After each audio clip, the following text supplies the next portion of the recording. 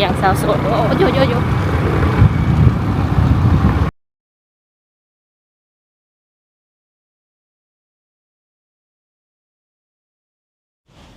โดยสบายดีสวัสดี FC เบอร์ทุกคนเด้อบอกว่าสิเป็น FC ฝั่งลาวฝั่งไทยหรือว่าอยู่ต่างประเทศเนาะ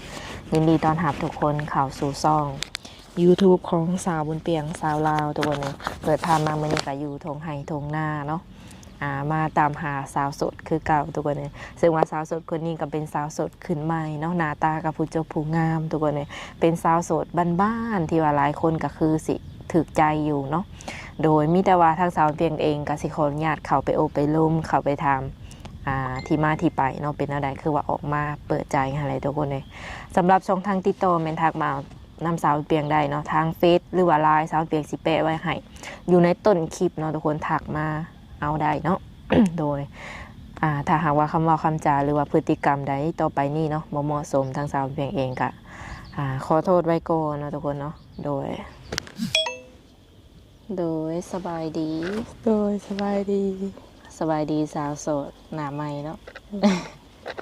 โดยมาพอกับเพิ่นก็คือยามแรงๆแล้วตอนนี้เนาะทุกคนก่อนอื่นก็ทั้งเองก็ขออนุญาตถามน้องก็เนาะตัวใดที่ว่าตอบได้ก็ตอบตัวใดที่ว่าตอบบ่ได้ก็บ่เป็นหยังเนาะ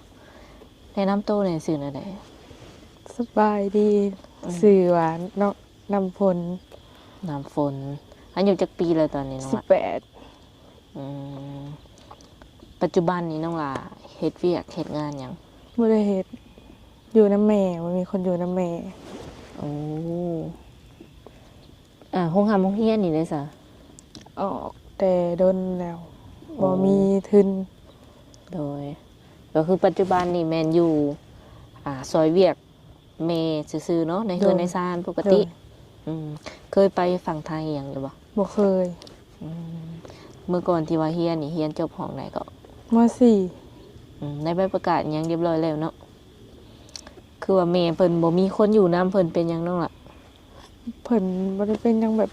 เอื้ออ้ายกับครอบครัวไผมันบ่มีไผอยู่นำอ๋อแบบพอได้ซะพ่อเสียแต่ดนแล้วเสียแต่น้องยังน้อยปัจจุบันนี้น้องหล่าอาศัยอยู่กับแม่อ้ายน้องบ่มีบ่มีอ้าย2มีเอื้อย1รวมเป็น4น้องเป็นน้องหล่าลูกสาวหล่าอ้ายน้องนี่เพิ่นแบบออกเฮือนยังเบิดแล้วเนาะ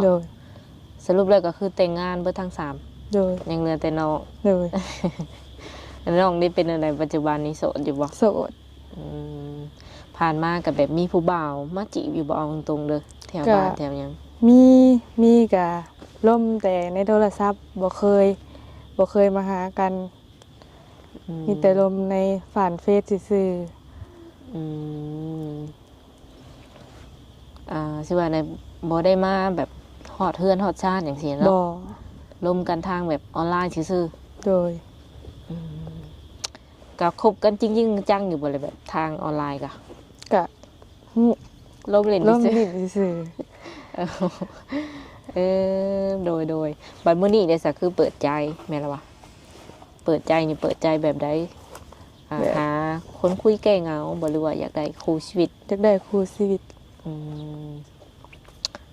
คือตอนนี้จะพร้อมสร้างครอบครัวเลยบ่โดยโอ้ขอแต่เพิ่นร่มเฮาจริงใจกับเฮาผู้ชายที่น้องมักนี่น้องมักผู้ชายประมาณใดอายุประมาณเท่าใดประมาณ30 40ก็ได้เอา30ขึ้นไปสิโดย20ปลายนี่เบิดชิดบ่ก็ได้โดย20ขึ้นไปแม่นได้อยู่เนาะโดยและเรื่องรูปร่างหน้าตานี่มักผู้ชายประมาณใดเปิดแบบได้ก็ได้บ่จำกัดบ่ติบ่ว่าเจ้าหล่อเจ้าดำเจ้าเตี้ยเจ้าหยังในเบิดติโดยและคนที่สิเข้ามาคุยนี่อยากได้ผู้บ่าวที่ว่ามีอาชีพการงานเฮ็ดบ่หรือว่าชาวไร่ชาวนาทำมาค้าขายนี่ก็คุยได้เบิดบ่ติเนาะโดยเป็นอะไรเปิดใจครั้งแรกที่นี่ โดย อืม บ่เคย บ่เคย ความรู้สึกเป็นจังได๋จ้ะ ก็ตื่นเต้นอยู่นิดนึง อืมก็บ่ติเนาะครั้งแรกเนาะ โดย ได้ติดตามทางช่อง YouTube บ่หรือว่าหมู่ครูแนะนำมานี่น้องล่ะ ได้ติดตามทางช่อง YouTube แล้วก็หมู่ครูแนะนำแหน่ ก็เห็นแบบว่าคลิปเห็นหยังอยู่แบบเขาเปิดใจจังซี่บ่ โดย โอ้ก็ขออภัยเนาะทุกคนก็สิมี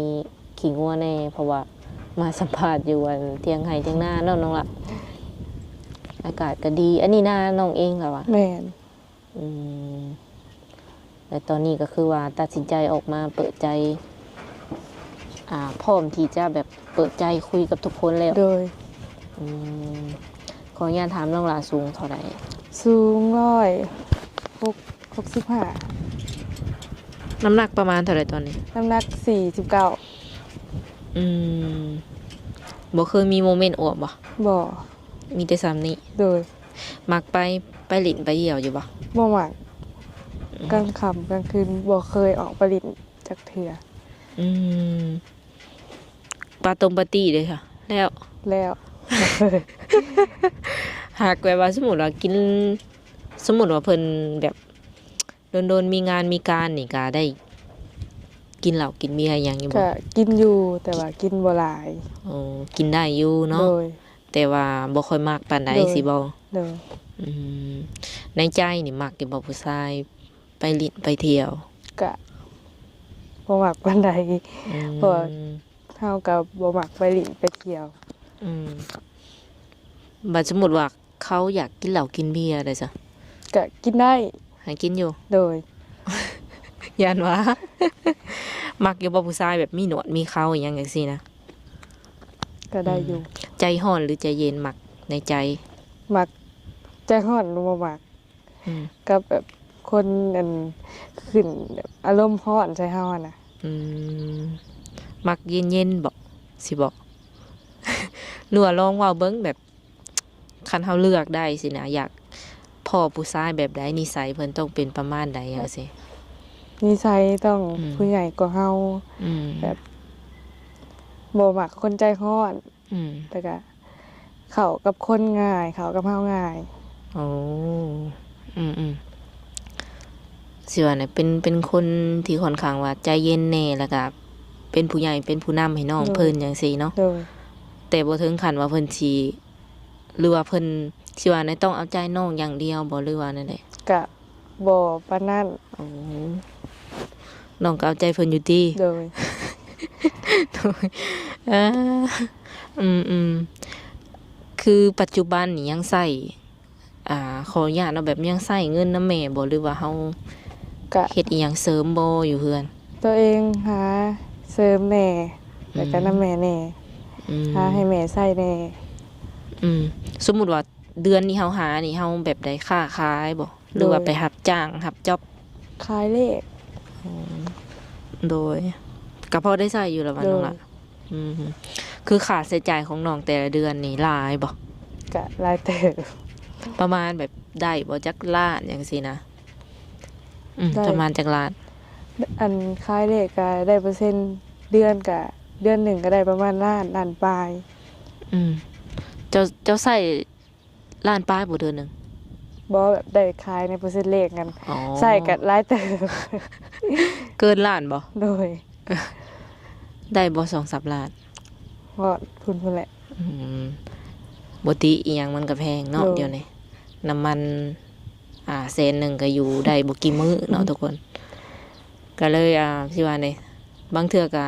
หาให้แม่ใช้แน่คันแบบว่าคัดสนแฮงเลยขอนํแม่จังซี่บ่ โดย เพิ่นก็บ่ได้ถามเฮาบ่เป็นแม่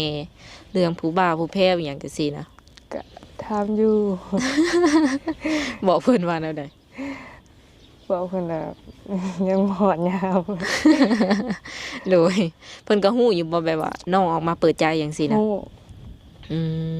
เพิ่นอนุญาตหรือยัง อนุญาตให้เปิด มีครูได้จังซี่บ่ โดย อืมลืมถามแม่เจ้าอายุประมาณเท่าใดตอนนี้ แม่น้องว่า แม่นแล้ว 42 43 ก็ยังหนุ่มเนาะน้องหลาน โดย เนาะเพิ่นบ่มีเพิ่นยังแข็งแรงปกติแล้ว โด ว่ะ ย อืม สมมุติว่าแม่เพิ่นอายุ40ปลายเนาะแต่ว่ามื้อหน้ามื้อในสมมุติว่าน้องมีแฟนอายุค่อนข้างว่าอยากใกล้เคียงกับแม่จังซี่นะเพิ่นจงสิรับได้อีกบ่คิดว่า ก็รับได้เคยถามแล้ว โดย เออ ยันว่าติว่าเจ้าอย่าเอาคนอายุหลายเด้อจังซั่นจังซี่นะ บ่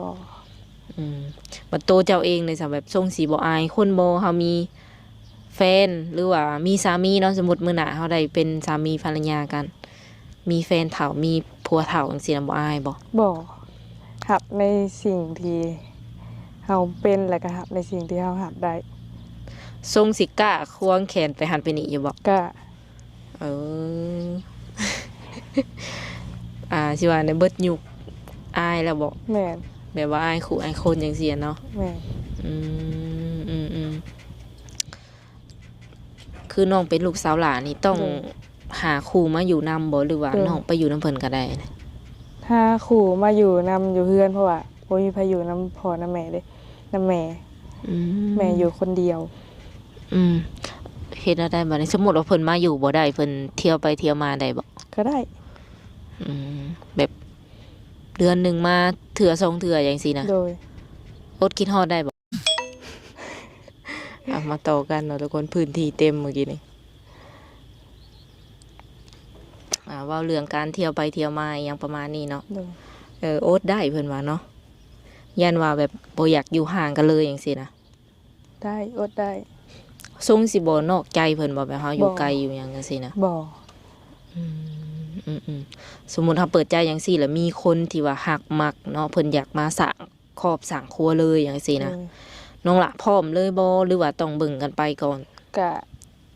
เบิ่งกันไปก่อนลมกันไปก่อน อืม ประมาณเดือน2เดือนหรือว่าเฮาก็ลมกันให้เข้าใจกันก่อน อืมอืมคันว่าเพิ่นอยากได้ปึ๊บแล้วเอาปั๊บนี่ยังบ่ได้เนาะ ยังบ่ได้ เป็นหยัง ก็ อาจจะเว้าเหตุผล บิ่ ให้ งใจ เพิ่นฟังก่อน ก็เบิ่งใจกันไปก่อน สมมุติว่าเอาเลยได้ซะแบบย่านหยังย่านเขาตัวบ่หรือว่าย่านแบบบ่มั่นใจในตัวเอง ย่านเพิ่นตัว หากส่วนโตวน้องนี่เจ้ามั่นใจแล้วบ่ โดย แบบทรงสีเอาแท้เอาหยังจังซี่เนาะอืม หรือประมาณเดือนก็อาจจะแบบฮู้นิสัยใจคอกันแล้วจังซี่บ่ก็บ่ได้โดนเนาะ1 เดือนเนาะ โดย อืมเจ้าเบิ่งคนนี่เบิ่งจากการกระทำบ่หรือว่าเบิ่งจากคำเว้าของเพิ่น เบิ่งจากเบิ่งเบิดสอง โอ้อันดับแรกก็คือ เบิ่งจากการเว้าก่อน โดย แล้วก็ห้องมาก็คือการกระทำ โดย เพิ่นเว้าแล้วเพิ่นเฮ็ดได้บ่ประมาณนี้บ่ โดย อืมและการเลือกคู่นี้เลือกเองบ่หรือว่าต้องให้แม่เพิ่นคัดให้ เลือกเอง สมมุติว่าน้องมักแม่บ่มักเฮ็ดเอาได้บัดนี้ แม่มักแม่บ่เคยคัด เออ แม่บ่เคยหาม อืมเรื่องนี้ข้ามไปเลยติ โดย โดยคันมีคนอยากมาหาน้องนี่น้องละสะดวกอยู่บ่ สะดวก มาได้ทุกมื้อเลยบ่หรือว่าต้องมาแนวใด กะมือได้บ่ว่างกะ มามือใหม่ก็ได้ คือการมานี่แบบว่าเอื้อยต้องนัดเจ้าบ่หรือว่าให้เพิ่นนัดเจ้าเอง เจ้านัดก็ได้ หรือว่าบางเทื่อเพิ่นมาบ่ได้เนาะเพิ่นอยากให้น้องนี่ไปหาเพิ่นอยู่แบบมุกดาหารบ่อหยังประมาณนี้นะค่ารถค่าล่างนี่เพิ่นออกให้เนาะแต่ว่าอยากให้น้องไปหาจังซี่ โดย กล้าไปบ่ กล้า โดยไปกับไผมีหมู่อยู่บ่ เอื้อย อืม ไปกับหมู่ก็ได้ มีคนแบบว่าไปเป็นหมู่เป็นครูอยู่เนาะ โดย ดีแล้วเนาะครั้งแรกก็คือเอาหมู่เอาครูไปก่อนเนาะ โดย เพราะว่ายังบ่ทันฮู้นิสัยใจคอก็กันไว้อะไรเนาะ โดย เพิ่นมาดีก็ดีไป โดยจักสิว่าไหนเฮ็ดแบบอยู่เฮือนเฮานี่เฮ็ดธุรกิจอีหยังเป็นหลักอยู่บ่ จะมีแต่ขายเลข แบบแม่เพิ่นบ่ได้เฮ็ดหยังน้องล่ะ โดย โอ้ให้หน้าตะกร้านี่เด้ซะ กะเฮ็ด โอ้ไผพาเฮ็ดอันนี้ค่ะว่าอยู่กัน2คน อ้ายหมู่อ้ายมาไทยแล้วก็จ้าง ฮอดยามเฮ็ดหน้าแหละแบบ อ้ายเพิ่นมาซอยนำ โดย และบางเทื่อก็จ้างคนสิบ่ โดย รถไถให้ไถหน้านี่มีบ่หรือว่า ยื แนว ม ใด ของป้า เออหักให้หน้าตะกร้านี่เป็นของครอบครัวเจ้าเลยบ่อืมแต่ละปีเฮ็ดข้าวเฮ็ดหน้านี่นะได้ข้าวหลายบ่ ปีกายนี่ได้80สอบ บ่หลายอยู่ได้เนาะเฮ็ดเชื่อเลย2-3 คนแล้ววะ โดย โอ้เก่งเนอะประมาณจักเดือนรับดำนาแล้วนี่น้องล่ะ เดือนปลายก็แล้ว เพราะว่า อืม หาหมู่อายมาซอย เก่งได้ถือว่าเก่งถือว่าไวอยู่เนาะ80เป้านี่แบบกุมกินอยู่ติน้องล่ะ คุม ขายนำอยู่บ่ บ่อ บ่เคยขาย โดย โอ้แต่ละปีนี่เรืออยู่บ่ซะ กะเรือ เจ้าก็เฮ็ดเป็นนานะ โดย นำมีหยังได้เบิด โดย ไถให้ไถนาได้เบิดได้เบิดบ่ไถนาก็ ได้ คือเก่งแท้บัดนี้ดำนาก็เป็นไถนาก็ได้มันบ่หนักบ่น้องล่ะ กะบ่นักปานใดก็เฮ็ดได้ตัวได้เฮ็ดได้ก็เฮ็ดซอยแม่ อืมเก่งได้นี่เนาะเป็นสิว่าไดเป็นทั้งผู้หญิงเป็นทั้งผู้ชายว่าซั่นซะเพราะว่าเพิ่นขาดเสาหลักเนาะ โดย อยู่แต่กับแม่บางเทื่อก็เฮ็ดเวียกผู้ชายนำ โดย น้องหลานบ่ได้มีโรคประจำตัวหยังบ่ กันเป็นไทรอยด์ โอ้ แต่ว่ากินยาก็เซาแล้ว ตอนนี้เศร้าสิบ่ ก็ยังกินยาอยู่ เออเฮาต้องได้กินแบบใดน้องล่ะ กินนั่นตอนกินทุกๆมื้อตอนเช้ากับตอนแลง เพิ่นให้กินตลอดชีวิตบ่ กะบ่เพิ่นให้กินปี8เดือน โอ้ตอนนี้ได้จักเดือนแล้วซะ ตอนนี้ใกล้สิครบแล้ว ก็รู้สึกว่ามันไข้ขึ้นอยู่บ่ โดย อืมไทรอยด์นี่เวลาเฮาเป็นแห้งๆนี่มันเป็นประมาณใด มันเป็น เจ็บ แบบ บ่ เมื่อยมันมีแต่เมื่อยมันบ่เจ็บ โอ้ แต่ก็หงุดหงิดง่าย อืมไทรอยด์เขาเอิ้นว่าไทรอยด์สิเนาะ โดย แบบบ่ได้ผ่าตัดอีหยัง กะคันมีเงินกับอยากไปผ่าตัดอยู่ อืมคือคันผ่าตัดนี่เศร้าเลยบ่ โดย โอ้เคยถามบ่แบบเฮาไปผ่าตัดเฮาใส่เงินหลายบ่อหย่างซี่นะ กะบ่เคย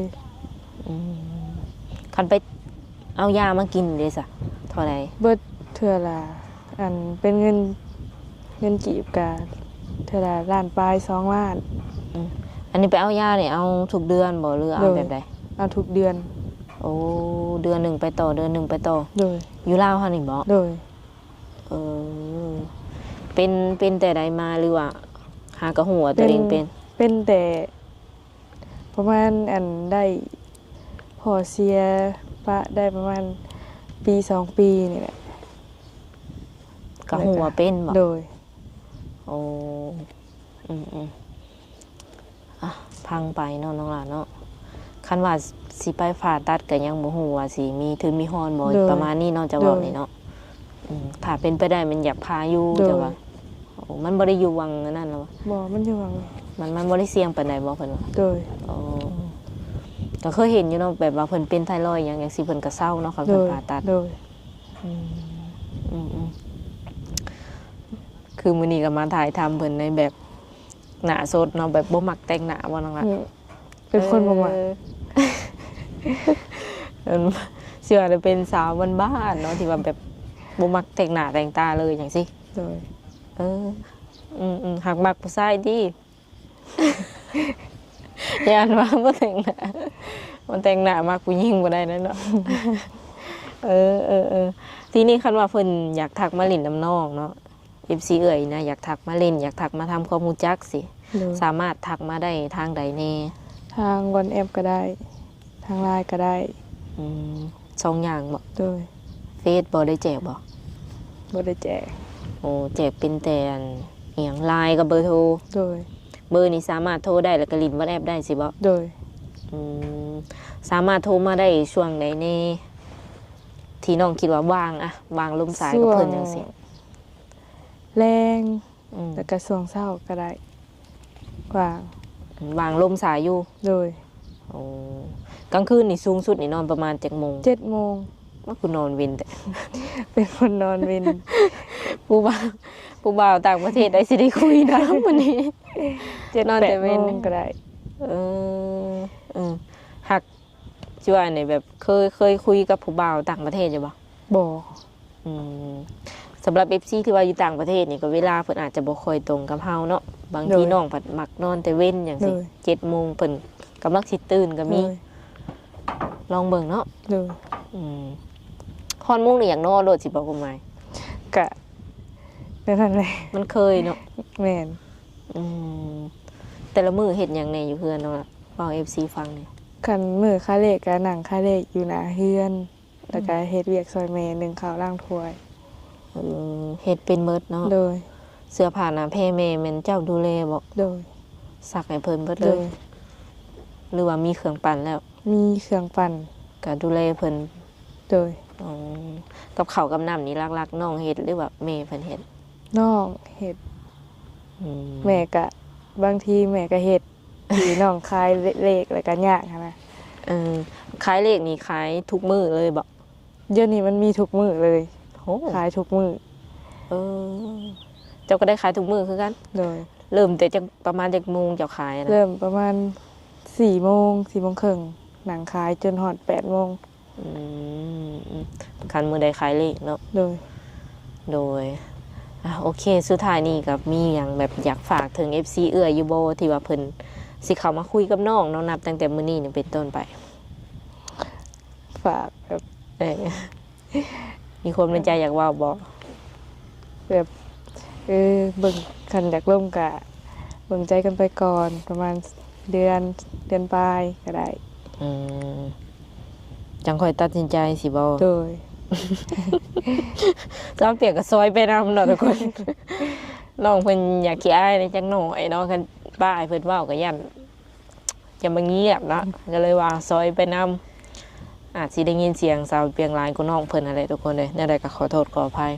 โอเคเนาะสำหรับ FC คนใดที่ว่าอยากติดต่อหาน้องก็แม่นทักหาเฮาส่วนตัวเนาะทักมาเอาเบอร์โทรหรือว่า LINE ได้เนาะสำหรับคลิปนี้ก็สิได้ขอตัวจบไว้ก่อนเนาะมื้อหน้าคันว่า FC เพิ่นให้มาหาก็สิมาหาใหม่เด้อ โดย โดยสบายดี ดี